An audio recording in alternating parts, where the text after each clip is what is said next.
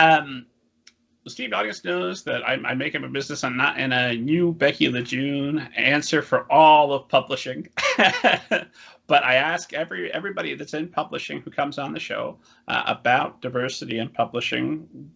Terrible track record in the past, and I always like to temper that with like, well, that's the American institution that has the terrible track record. You know, it's a pretty widespread issue.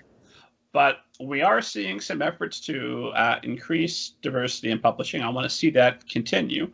So I would always like to ask, what is the Bond Literary Agency doing to increase diversity in publishing, and what are you seeing other folks doing to increase diversity?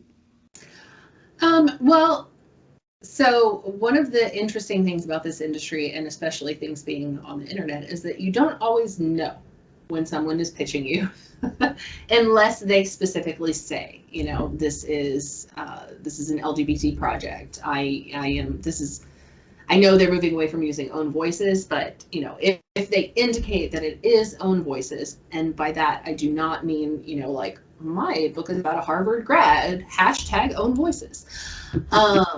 So yeah, so about a heterosexual white male, own voices. exactly. Oh, that was yeah. Publishing has to make up a lot of ground in this regard, and I feel very strongly about that. One of the things that we do in publishing, and I've made this comment before, is that when a nonfiction project comes across our desk, the first question that somebody asks is this the best person to be telling this story?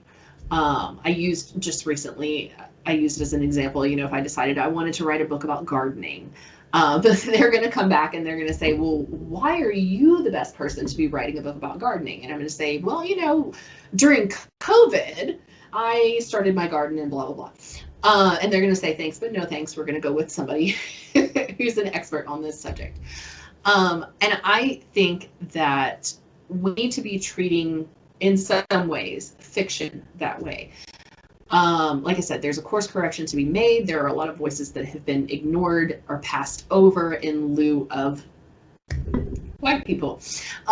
So I think for me personally, that is one of the things that I'm looking at. Is this the best person to be telling this story? What is this person's authority on this subject?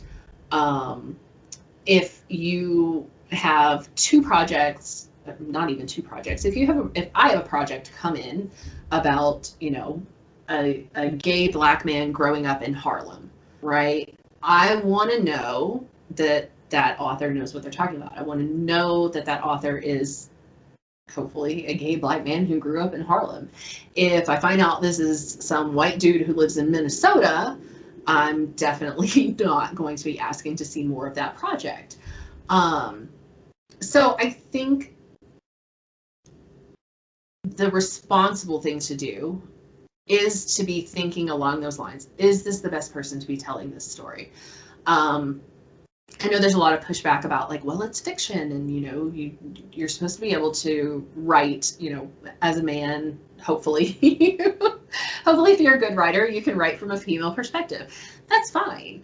And I'm not saying that the white guy in Minnesota can't write a book about a Black gay man growing up in Harlem, but I am saying that's not the voice that we need right now.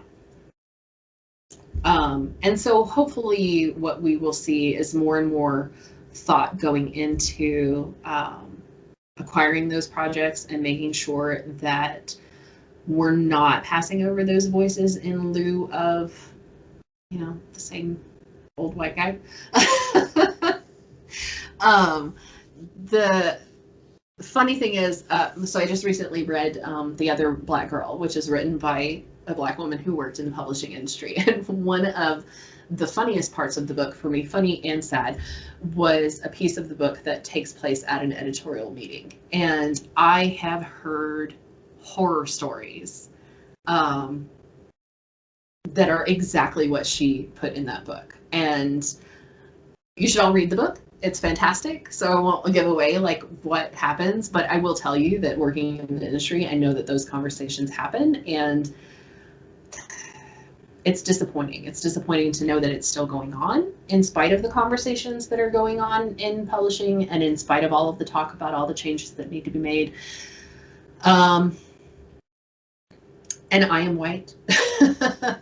And I definitely had a lot of privilege going into this industry. I, as an agent, don't make any money until I sell a project.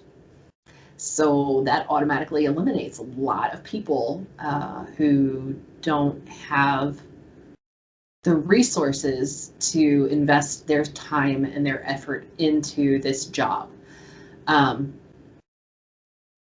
So I take my responsibility very seriously, and I hope that I am thoughtful enough in considering, again, whether this is the voice that we need, whether this is the best person to be telling this story, and go from there.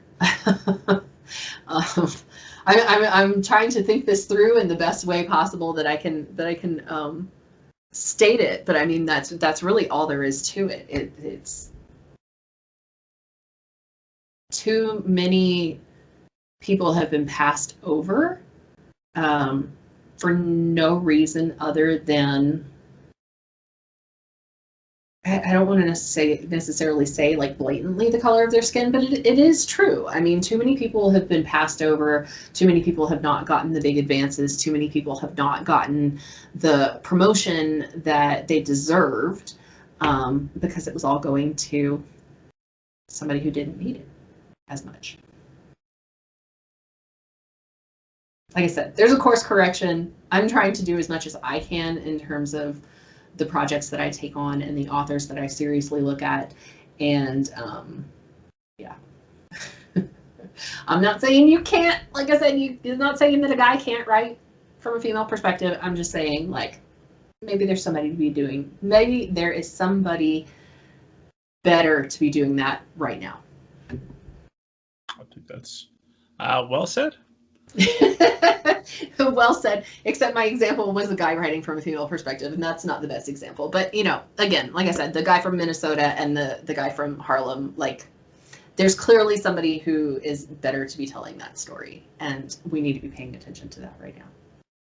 Well, hopefully the guy from Minnesota was extremely responsible and went to Harlem for a while and with some folks that had that experience and had them weigh in and help with the manuscript. And even then, maybe still not the person to tell the story, despite all that hard work. Yeah, I mean, and I think that's something to consider right now, too, as an author. You know, maybe you feel very strongly about a subject, and maybe there's a reason behind that. I had an author pitch me a project where the main character of his book was Asian American, and the author himself was not. And he told me that in the course of his pitch, you know, he said, well, I do have to tell you this, and is that a problem? And I kind of hesitated, and he said, you know, it's not about the experience of being Asian American, but the character's based on my son, and the son is Asian American. And I was like, you know, that's different. You know, that is a father who wants to see their son, to see them in a story, and he's not writing about an experience that is unique to somebody specifically of that heritage. It's just the character in the book, and he just wants his son to see himself in the book. That's totally fine. That's awesome. But at the same time, you know, if you feel very strongly about what's going on in Africa, but you've never been there and you've only read about it on the internet. And I actually have had people tell me, you know, like, well, I included this in my story, and it's very clearly a story unique to a specific cultural group that the author is not of.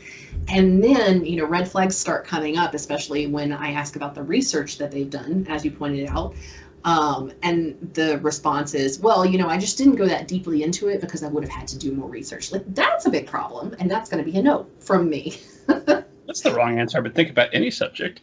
Come on, yes. Ladies and writers. You want the person that writes the book do the research. Yes. But, you know, I've had it happen a lot, and maybe the guy with the Asian American character maybe Had he not revealed that to me and I was reading his project, I might have gone back to him and asked, why did you decide to do this? And I've had that sort of response before too. I've had very clearly white authors tell me that they're writing from a perspective that's, like a Mexican American or someone who's Black. And when I ask them why, and they don't have a good response to that, that's a red flag for me as well. On the other hand, maybe it's not obvious. I'm trying to think of a good example that would work. Again, the dad, maybe it's not obvious, but then he has an explanation and he says why, and then that's perfectly valid. Well, even in that scenario, and I know this from personal experience, that could still potentially be an obstacle to convincing a publisher to putting the money into them. It can. And there are some other agents who have spoken about things that have happened to their own authors that I have not had that happen to mine yet, but I